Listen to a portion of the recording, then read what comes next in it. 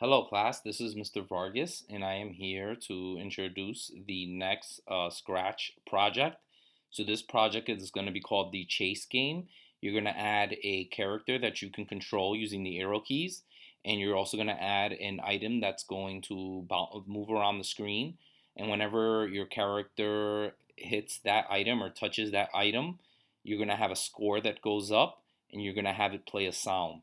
So let me demonstrate how to do this project. I'm going to hit create and I'll just go ahead and call it Chase Game so I don't forget to rename it.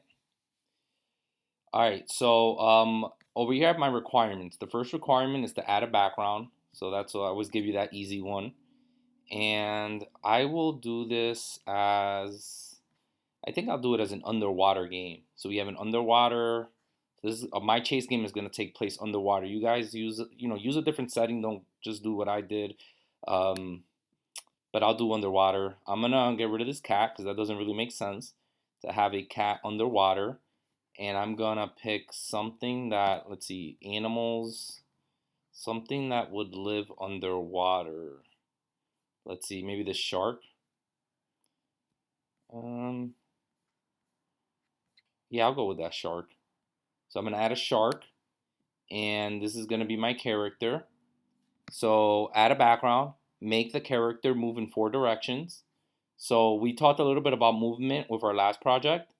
And again, there's different ways to do this. I'm going to just keep it simple. So we'll do when an arrow key is, let's go to events. When up is pressed, we'll just change the X and Y location of the character. So um, let's see, change. So let's see, when up is pressed, Y should be changing and it should be becoming larger. So we'll change Y by 10. And then the other directions basically work the same. So when left is pressed, we'll change X. Now, if you remember from math class, when you go left, X becomes smaller. So we will do change X by -10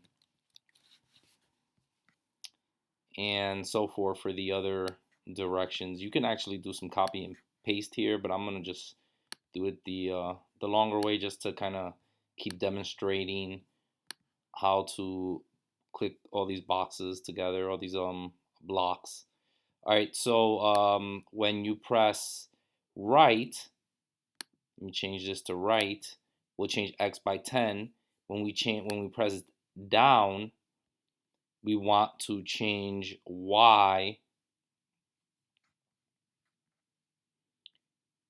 Let's see, change Y by -10. And let me test this out. So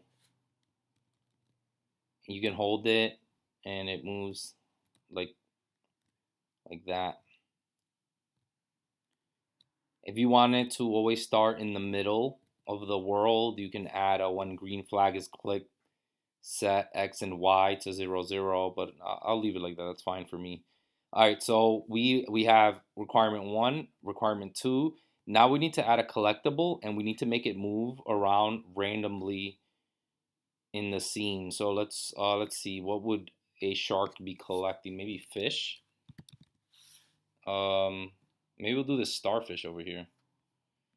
And he looks a little big, so let me make him half that size. So we have a starfish, and we want it to move around randomly in the screen. So let's do when, as soon as you start the game, so we're not controlling this guy, he's moving on his own. We're gonna do glide 1 second to a random position. So I'm gonna hit the green flag. The only problem is he moves one time and he doesn't move again. Now you can just add a whole bunch of these, but eventually you'll run out of them and it'll stop moving. So this is where you want to use a loop. And so we go under control and you can repeat something 10 times, or you can just use a forever block and just have it repeat forever.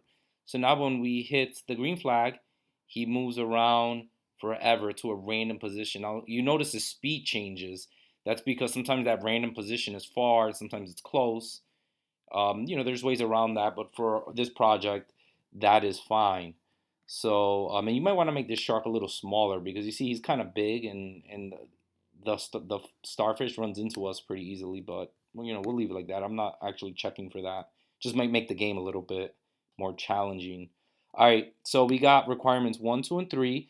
Now the next requirement is we're gonna add a score, and we're gonna increase when the item is collected. In this case, when the shark hits the starfish. So to add a score is what's called a variable. So we're gonna go to variable. We're gonna do make a variable, and we're gonna call it score. And one nice thing about Scratch is that it automatically displays the score for you. So we have a score, and we want the score to go up whenever the shark touches the starfish. So we're gonna do this code. You can do this code in either place, but we're gonna do it inside of the shark. Let me give myself a little bit more screen real estate. And so what we're gonna do is when the green flag is clicked, where is it? Events. When the green flag is clicked, we are going to check to see if the shark is touching the starfish. So we're gonna use a sensing block, and we're gonna do up here touching. So when the shark is touching the starfish, we're gonna do something. Now notice I keep on saying the word if. That's because in this project, you're gonna use an if statement. So if, and notice how this is a diamond, right? And look, this is a diamond. That's because if statements need values that are either true or false, and touching starfish is something that's either true or false. So if touching starfish, then what are we going to do? We're going to make the score go up by 1. So let's go to variables. Let's do change my variable by 1. So that was in the variables. We're going to set it to score. And we're going to notice, so I'm going to hit the green flag. And we're going to notice it's not working. Right? Why is it not working? Because when I hit the green flag, it checks this one time right at the beginning of the program. And then if it is touching, it increases by 1. But we don't want to check one time. We want to check forever. So let's go back to control, and we're going to use a forever block. So now it's going to be constantly, so I'm going to hit the green flag, and it's going to be constantly checking to see if you're touching.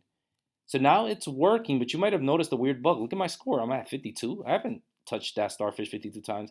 Notice every time I run into it, it goes up a whole bunch. The reason is because, remember, computers are fast. So whenever that starfish is anywhere near me, it's checking to see, am I touching it? Increase it by 1. Am I touching it? Increase it by 1. So it's actually registering lots of touches every single time you guys collide, every time the starfish and the shark collide. So what we want to do is we want to put in a wait here so that once it increases the score, it doesn't immediately increase the score again, right? So if we throw in a wait 1 second, so this is under control, that right there will pause. Actually, okay, so I'll show you. So 365 and then 367, let's see, 368, 369, 370. So you notice how that fixed how the score would jump up like crazy every time you touched. Now, one thing that I want to fix about this project is if I stop the game and then I hit the green flag, the score stays at whatever it was last at. We want to reset the score every time that you start the game. So you start the game when you hit the green flag. So when we hit the green flag, we want to set the score back to 0. So let's go back to variables and let's do set score to 0. Now when I hit the flag, the score goes to 0. And now every time, I press stop, green flag, the game starts again and it resets the score. Stop, green flag, and so forth. All right. So at this point, we've done add a score and increase when item is collected. We got the last requirement, which is play a sound. So we are going to go to sound and we're going to do play sound.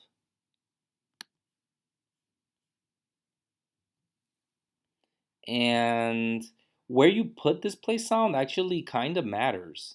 Watch, let me show you something. If you put it right here, and let's see, which sound do we want? You can record one. I'm gonna use one of these built-in ones.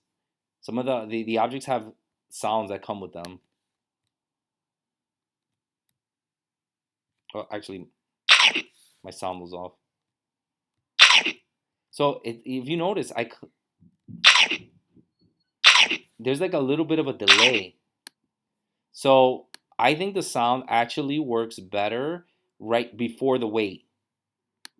So if I hit the green flag, now notice as soon as I hit him, it plays the sound.